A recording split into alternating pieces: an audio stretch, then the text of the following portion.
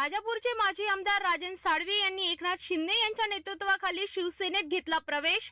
यावेळी उपमुख्यमंत्री एकनाथ शिंदे यांच्या उपस्थितीत शक्ती प्रदर्शन करण्यात आले। माजी आमदार तुकाराम बिडकर यांचे अपघातात निधन। त्यांच्या निधनामुळे राजकीय वर्तुळात शोक व्यक्त करण्यात आला।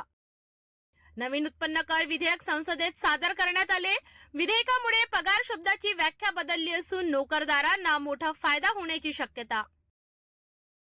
राज्यसभा आणि लोकसभेत वक्फ विधेयकावर विरोधकांचा हंगामा। वक्फ विधेयकावर संयुक्त संसदीय समितीची जेपीसी अहवाल सादर। लोकसभेत आयकर विधेयक 2025 सादर, विरोधकांचा विरोध।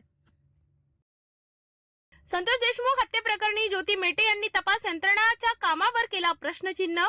आरोपींना अद्याप अटक न झाल्याबद्दल केली चिंता व्यक्त। आशियातील सर्वात श्रीमंत कुटुंबाची यादी झाली जाहीर।